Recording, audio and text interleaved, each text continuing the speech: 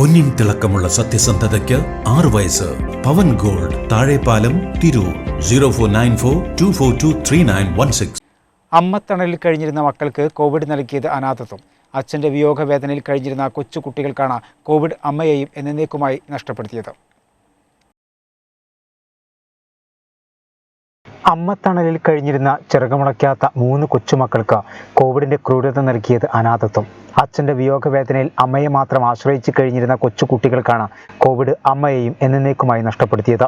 നിറമുതൽ കാളാട് ക്ഷേത്രത്തിന് പടിഞ്ഞാറ് വശത്ത് താമസിക്കുന്ന പരേതനായ നാളുക്കണ്ടത്തിൽ സുരേഷ് ബാബുവിൻ്റെ മക്കളായ ശിശിര, ആദിത്യൻ, ഭദ്ര എന്നിവരുടെ മാതാവ് ഷീജമോൾ കഴിഞ്ഞ 8-നാണ് കോവിഡ് ബാധിച്ച് മരിച്ചത്. 3.5 സെന്റിലെ ചെറുകൂരയിൽ പ്രാരാബ്ധങ്ങളുമായി മല്ലിട്ട് കഴിയുന്നതിനിടെയാണ് ഈ ദുരന്തം. അച്ഛൻ കൺമറഞ്ഞ വേദനയിൽ നീറിക്കഴിയുമ്പോൾ പൊരുതാൻ ധൈര്യം പകർന്നു തന്ന അമ്മയെയും നഷ്ടമായ 3 കുട്ടികൾ അനാഥരായ സ്ഥിതിയാണ്. മെയ് 3-നാണ് കന്മനം മേടിപ്പാറ സ്വദേശിനി കളത്തിൽപ്പടി ഷീജമോൾക്ക് കോവിഡ് പോസിറ്റീവായത്. 8-ന് രാവിലെ മരണപ്പെടുകയും ചെയ്തു. ഭർത്തൃവിയോഗത്തിന് ശേഷം ഫാൻസി സ്റ്റോറിൽ ജോലി ചെയ്യുകയായിരുന്നു ഷീജമോൾ. മോൾട്ടിയെയും കണ്ണനെയും ശ്രീകുട്ടിയെയും പഠിപ്പിച്ച് ഉന്നതിയിലെത്തിക്കുക എന്നതായിരുന്നു ഇവരുടെ ആഗ്രഹം.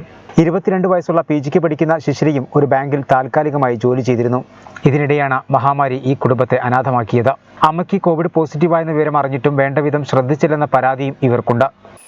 നമുക്കിങ്ങനെ പോസിറ്റീവായ ടൈമിൽ ഞങ്ങളുടെ അടുത്തുള്ള അയൽവാസി തന്നെയാണ് ആശാവർക്ക് എടുത്തുനിന്ന് ഭയങ്കര എന്താ പറയുക വേദനയുള്ള ഒരു അനുഭവമാണ് ഉണ്ടാക്കിയിട്ടുള്ളത്. കാരണം കൊറോണയിൽ ഇരിക്കുന്ന ടൈമിലും മെഡിസിനൊക്കെ ചോദിച്ച ടൈമിൽ ഒന്നുമില്ല, പോസിറ്റീവ് അയാൾക്ക് കോവിഡിന് മരുന്ന് കണ്ടെത്തിയിട്ടില്ല എന്ന് പറഞ്ഞാൽ പിന്നെ ആകെ പാരസിറ്റമോളാണ് കഴിക്കൽ. അത് വീട്ടിലുണ്ടായിരുന്നു. അപ്പോൾ ഞങ്ങളത് തന്നെ കഴിച്ച് പിന്നെ അവിടെ നിന്ന് പാർട്ടി പ്രവർത്തകരൊക്കെ ഓരോ പൊടിയും കാര്യങ്ങളും തന്ന് അങ്ങനെ പോയത്. പിന്നെ നമുക്ക് വയ്യാത്ത ടൈമിൽ ആംബുലൻസൊക്കെ വിളിക്കാൻ പറഞ്ഞ ടൈമിലും അവർ മെമ്പർക്ക് വിളിക്കട്ടെ എന്നാണ് പറഞ്ഞത്. അപ്പോൾ അമ്മ ശ്വാസം കിട്ടാതെ പഠിക്കുക. എനിക്ക് ഒരു അനിയനും ഒരു അനിയത്തിയാണ്. അപ്പോൾ ഞങ്ങൾക്ക് എന്തായാലും അമ്മനെ എത്തിക്കാൻ ഇതാക്കാനൊന്നും കഴിയില്ല. ആംബുലൻസ് വിളിക്കാൻ പറഞ്ഞ ടൈമിൽ അവർക്ക് വിളിക്കട്ടെ പറഞ്ഞു. പിന്നെ ഞങ്ങളുടെ അടുത്തേക്ക് വരിക വേറെ ദൂരെ പറമ്പിൽ പോയിക്കായിരുന്നു ചെയ്തിട്ടുണ്ടായിരുന്നത്. വീട്ടിലെ കുട്ടികളുണ്ടെന്നൊക്കെ പറഞ്ഞിട്ട് അവരുടെ അടുത്തുനിന്ന് യാതൊരു സപ്പോർട്ടും ഉണ്ടായിട്ടില്ല. പിന്നെ വേറെ ഒരു ജോലിക്ക് പോയ എൻ്റെ ഫ്രണ്ട് അയൽവാസി ഒരു പയ്യനെ വിളിച്ചെടുത്തിട്ട് ആംബുലൻസ് അങ്ങനെ ഇവിടെ വന്നതിന് ശേഷം എത്തിയതിന് ശേഷം ആംബുലൻസ് വിളിച്ചിട്ടാണ് പിന്നെ അമ്മനെ കൊണ്ടുപോയത്. അപ്പോഴേക്കും 1/2 മണിക്കൂർ അവിടെ പോയി. വീട്ടിൽ കുട്ടികളുണ്ട്, അവർക്ക് വീട്ടിൽ കുട്ടികളുണ്ട് പറഞ്ഞ പോസിറ്റീവ് അല്ല അമ്മക്ക്, അപ്പോൾ പകരും എന്ന് വിചാരിച്ചിട്ടായിരിക്കും. ആശാവർക്കുടെ ഭാഗത്ത് നമുക്ക് ഇങ്ങനെ വന്ന ഒരു ഇതിൽ നമുക്ക് വളരെ സങ്കടമുണ്ട്. ഇപ്പം നമുക്ക് ഏതായാലും ഇങ്ങനെ സംഭവിച്ചു. ഇനി വേറൊരാൾക്ക് ഇങ്ങനെ സംഭവിക്കാതിരിക്കാൻ വേണ്ടിയിട്ടാണ് ഞങ്ങളിപ്പോൾ ഒരു മുൻകൂട്ടി ഇത് പറഞ്ഞിരിക്കുന്നത്. അതല്ല അതിനെതിരെ എന്തെങ്കിലും ആക്ഷൻ എടുക്കുകയാണെന്ന് തന്നെയാണ് ഞങ്ങൾ അതിൻ്റെ രീതിക്ക്. പിന്നെ DMOക്കും അതേപോലെ തന്നെ ഹെൽത്ത് ഇൻസ്പെക്ടർക്കും അതേപോലെ ഹെൽത്ത് മിനിസ്റ്റർക്കും നമ്മൾ കംപ്ലയിൻറ്റ് കൊടുക്കാൻ ഞങ്ങൾ വിചാരിച്ചിട്ടുണ്ട്. ആ കംപ്ലയിൻറ്റുമായിട്ട് ഞങ്ങൾ മുന്നോട്ടേക്ക് പോകുന്നത് തന്നെയാണ് വിചാരിക്കുന്നത്. അതേസമയം സർക്കാർ അനുശാസിക്കുന്ന കോവിഡ് മാനദണ്ഡങ്ങൾ പാലിക്കുക മാത്രമാണ് ഉണ്ടായതെന്നും മാനുഷികമായി അയൽവാസികൾ ഒന്നടങ്കം അവരോട് നല്ല സഹകരണമായിരുന്നുവെന്നും ആശാവർക്കർ പറഞ്ഞു.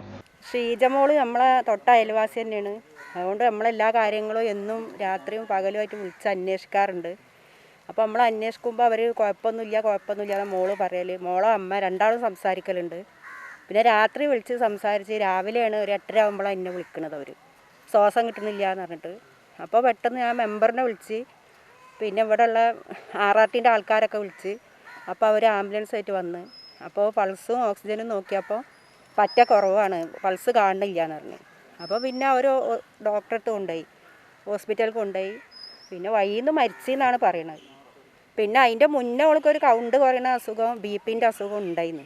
അപ്പോൾ അതുകൊണ്ടാവും ഇതിങ്ങനെ വേറെ ഇതെന്നാണ് നമ്മൾ വിചാരിക്കുന്നത്. കാളാട്ടെ തങ്ങളുടെ സഹായിയായിരുന്നു സുരേഷ് ബാബു മരണം വരെ. തങ്ങളുടെ കൂടി ശ്രമഫലമായാണ് വീട് വെക്കാനുള്ള സ്ഥലം ലഭിച്ചത്. അച്ഛനും അമ്മയും നഷ്ടമായതോടെ ഈ കുട്ടികൾ ജീവിതം ഇനി എങ്ങനെ മുന്നോട്ട് കൊണ്ടുപോകുമെന്ന ഭീതിയിലാണ്. 14ഉം 12ഉം വയസ്സുള്ള അനിയനും അനിയത്തിക്കും ഇനി ശിശിര ചേച്ചി അമ്മയാണ്.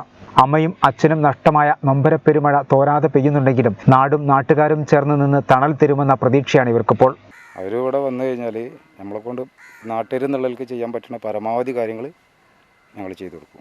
അതിനൊരു കമ്മിറ്റി ഇതുവരെ ഞങ്ങൾ രൂപീകരിച്ചിട്ടില്ല. ഇപ്പോൾ കോവിഡുമായിട്ട് ബന്ധപ്പെട്ടിട്ട് ഇങ്ങനെ നിൽക്കല്ലേ, നമ്മൾ കമ്മിറ്റിയൊക്കെ രൂപീകരിച്ചിട്ട് അവർക്ക് എന്തൊക്കെ സഹായങ്ങൾ നമ്മൾ ചെയ്തു കൊടുക്കാൻ പറ്റും നാട്ടുകാരെന്നുള്ളവർക്ക്. പിന്നെ ഗവൺമെൻറ്റിൽ നിന്ന് എന്തെങ്കിലും ആനുകൂല്യങ്ങൾ കിട്ടാണ്ടെങ്കിൽ അതും പരമാവധി വാങ്ങിക്കൊടുക്കാനുള്ള ശ്രമങ്ങളൊക്കെ ഉണ്ടാവും. നാട്ടുകാരെന്നുള്ളവർക്ക് ഞങ്ങൾ പൂർണ്ണമായിട്ട് അവരിവിടെ നിൽക്കണമെങ്കിൽ ഞങ്ങളെക്കൊണ്ട് ചെയ്യാൻ പറ്റുന്ന കാര്യങ്ങൾ 100% ചെയ്തു കൊടുക്കും. ഇപ്പോൾ കുട്ടികളായിട്ട് ഞങ്ങൾ ബന്ധപ്പെടലുണ്ട്. 2 ദിവസം മുന്നേ ഞാൻ വിളിച്ചിരുന്നു. അന്ന് ഫോൺ എടുത്ത് പിന്നെ എന്തോ ഒരു പ്രയാസമുണ്ട് നിലവിൽ ഇപ്പോൾ ഫോൺ എടുക്കാനൊക്കെ.